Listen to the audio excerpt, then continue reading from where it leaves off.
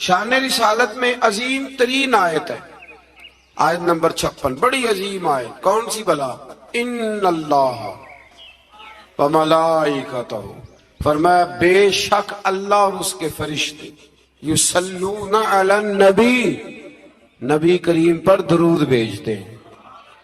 اللہ بھی بھیجتا ہے، اللہ کے فرشتے بھی درود پڑھتے ہیں۔ یا ایھا الذین آمنوا صلوا علیہ وسلموا تسلیما، اے ایمان والو تم بھی نبی پاک پر درود پڑھو اور خوب سلام پڑھو۔ تو یہ آیت مبارکہ نازل ہوئی کہ اور حضور صلی اللہ علیہ وسلم نے فرمایا اگر تم مجھ پر ایک بار درود پڑھو گے تو اللہ تم پہ 10 رحمتیں فرمائے گا اور تمہارے 10 گناہ معاف کر دے گا اور تمہارے 10 درجے اللہ بلند فرما دے۔ ایک بار درود شریف کو وظیفہ بنائیں، پابندی سے پڑھا کریں، پابندی سے۔ میں نے اپنے بزرگوں کو دیکھا ہے کچھ کام کرتے، کبھی کبھی مجھے لگتا ہے کہ وہ کام آج بھی بڑے ضروری ہیں، بڑے ضروری۔ بزرگ یہ کیا کرتے تھے کہ وہ نا اپنی ریل رکھتے تھے، اپنا مصلی بچھاتے تھے مسجد میں آ کے، اور اپنی تسبیح سائیڈ پہ رکھ لیتے تھے صبح کے وقت، اور روزے نہیں ہوتے تھے تو پانی کا پیالہ بھی ساتھ ہوتا تھا، کچھ دیر قرآن پاک پڑھنا، اپنا مصلی بچھایا، پھر اس کے ساتھ کچھ دیر تسبیح پڑھنی، پھر پانی پہ پھونک مارنی، پھر اس کو پینا۔ مجھے لگتا ہے یہ اہتمام ہے عبادت کا۔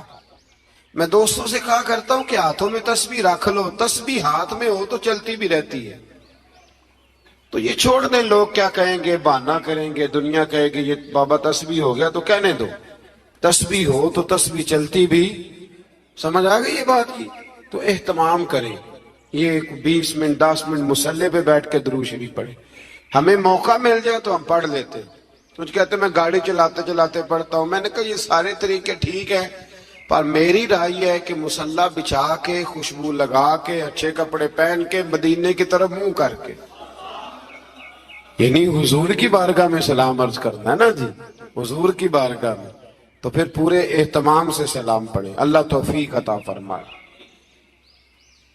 آیت نمبر 60 سے 61 میں منافقین اور فاسقین اور جن کے دلوں میں عداوت مصطفیٰ صلی اللہ علیہ وسلم کا روگ ہے اور مدینے میں جھوٹی افواہیں پھیلانے والوں کو خبردار کیا گیا کہ اگر وہ اپنی حرکتوں سے باز نہ آئے تو انہیں مدینے میں رہنے نہیں دیا جائے گا، اور یہ بھی کہا گیا کہ یہ لوگ لعنتی ہیں اور جہاں بھی پائے جائیں انہیں چن چن کر قتل کر دیا جائے، اس لیے کہ یہ حضور کے بارے میں دل میں منافقت رکھتے ہیں۔ پھر آگے سورہ سبا شروع ہوتی ہے۔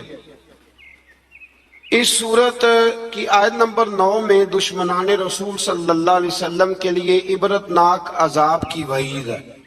آیت نمبر 10 سے حضرت داؤد علیہ السلام کے معجزات کا ذکر ہے کہ انہیں یہ فضیلت دی گئی کہ پہاڑ اور پرندے ان کے ساتھ تسبیح کرتے تھے۔ حضرت داؤد تسبیح کرتے تو پہاڑ بھی تسبیح کرتے، پرندے بھی۔ داتا علی اجویری نے ایک بات لکھی ہے، کہتے ہیں کہ حضرت حبیب بن اسلم رائی تھے، داتا صاحب نے 1000 سال پہلے لکھا ہے، وہ کسی سے ملتے نہیں تھے، دوپہر کے وقت بکریاں لے کے جنگل میں چلے جاتے، ملتے نہیں۔ ایک بندہ بڑی دور سے آیا، کہنے لگا میں نے ملنا ہے، انہوں نے کہا بابا اس ٹائم نہیں ملتا، کہنے لگا اللہ کا بندہ ہے نا، تھوڑا ناراض ہی ہو جائے گا، چلا جاتا۔ کہتے میں پہاڑ کے پیچھے گیا تو میں نے عجیب نظارہ دیکھا کہ بابا جی مصلی پہ بیٹھے ہیں اور ایک بھیڑیا ان کی بکریاں چرا رہا، بھیڑیا وہ کھایا کرتا تھا آج چرا رہا۔ کہتے ہیں بڑا حیران ہوا، بابا جی کہنے لگے اس وقت کیوں آئے ہو؟ تو میں نے کہا حضور اگر آئے گیا ہوں تو مہربانی کریں۔ میں نے فوراً کہا یہ بھیڑیا بکریاں چرا رہا ہے۔ فرمانے لگے جب سے میں نے رب سے صلح کر لیا نا، ساری مخلوق کی مجھ سے صلح ہو گئی، ساری مخلوق کی صلح ہو گئی۔ تو کہتے ہیں میرے دل میں خیال آیا کہ پتہ نہیں بابا کچھ کھلائے پلائے گا بھی کہ نہیں، تو کہتے ہیں لکڑی کا پیالہ پہاڑ کے نیچے رکھا تو وہ شہد سے بھر گیا، پھر میں نے وہ پیا، دوبارہ رکھا تو دودھ سے بھر گیا، پھر تیسری دفعہ رکھا تو وہ پانی سے بھر گیا۔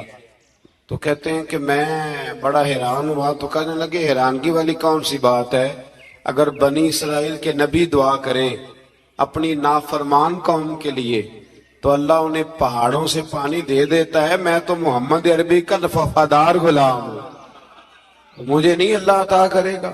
یہ میں ساتھ ساتھ بزرگوں کی باتیں اس لیے کرتا ہوں جب بنی اسرائیل کا ذکر آتا ہے کہ میرے نبی پاک نے فرمایا علماء امتی کا انبیاء بنی اسرائیل, میری امت کے علماء اولیاء بنی اسرائیل کے نبیوں کی طرح ہوں گے. تو حضرت داؤد علیہ السلام کے ساتھ پرندے اور پہاڑ تسبیح کرتے تھے. لوہا ان کے لیے نرم کر دیا گیا تھا اور وہ زرہیں بناتے تھے اور باندھنے کے لیے ان میں کڑیاں بھی ڈالتے. اسی طرح سلیمان علیہ السلام کے معجزات کا ذکر ہے کہ ہوا ان کے تخت کو تیز رفتاری کے ساتھ اڑا کر لے جاتی تھی اور اللہ تبارک و تعالیٰ کے حکم اور اذن سے جنات بھی ان کا حکم مانتے تھے, جنات بھی ان کا حکم.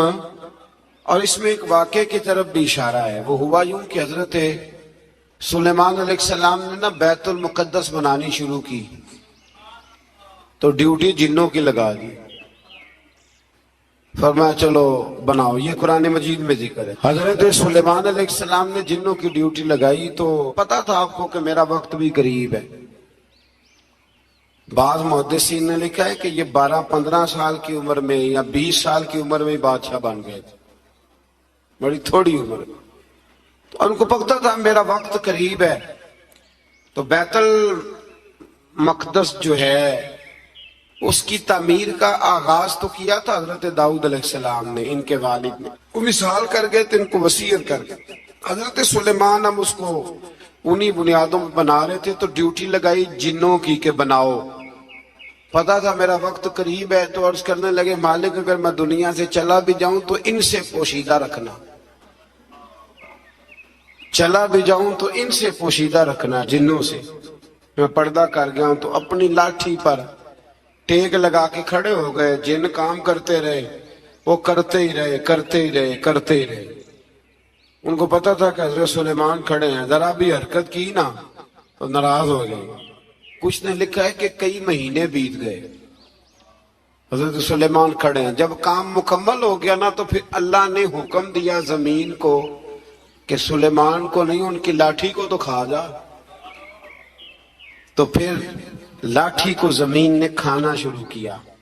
وہ لگ جاتی ہے نا کچھ چیزیں لکڑی کو جو کھاتی ہیں, نے کھانا شروع کیا تو ڈنڈا ٹوٹا تو آپ زمین پہ تشریف لائے. پھر جنوں کو پتا چلا کہ حضرت سلیمان تو وصال کر گئے. کتنی دیر ایسا رہا.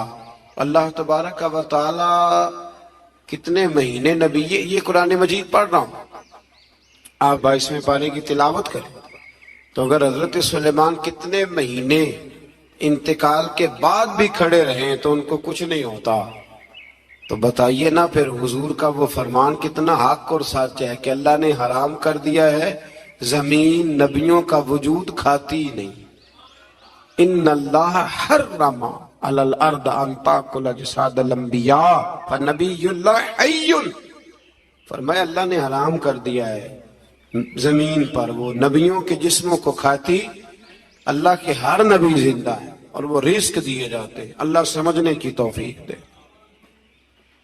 پھر آیت نمبر 22 سے مشرکین کے باطل معبودوں کی بے بسی کا بھی ذکر ہے, اور یہ کہ اللہ تعالیٰ کے حضور اس کے اذن کے بغیر کسی کو شفاعت کی مجال نہیں. عرض کریں گے وہ اللہ تبارک و تعالیٰ کی اجازت سے کریں گے.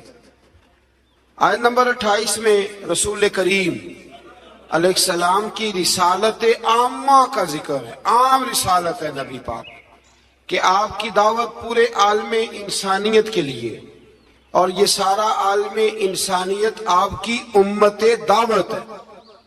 اور جن خوش نصیبوں نے ایمان قبول کر لیا وہ امت اجابت ہے.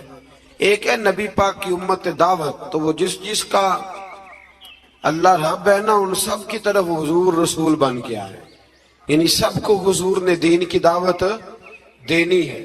ہاں جو دعوت قبول کر لے پھر وہ امت اجابت ہے, قبول کرنے والی امت. اگلی آیات میں اسی مفہوم کو بیان کیا کہ اپنے عہد کے جابروں اور متکبرین کو آخرت میں ان کے عہد کے کمزور طبقات کے لوگ یہ کہیں گے کہ ہمارے ایمان سے محرومی کا سبب تم بنے تھے۔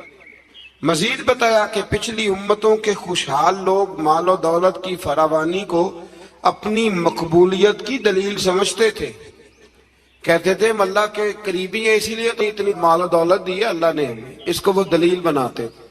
حالانکہ مال و دولت کوئی دلیل ہے؟ اگر یہ قریب ہونے کا ذریعہ ہوتی تو سب سے زیادہ میرے نبی پاک کی تجوریوں میں ہوتی، یہ کوئی دلیل نہیں۔ اللہ نے فرمایا کہ اس کا قرب مال و دولت کی فراوانی سے نہیں ملتا بلکہ ایمان اور عمل صالح کی دولت سے ملتا ہے۔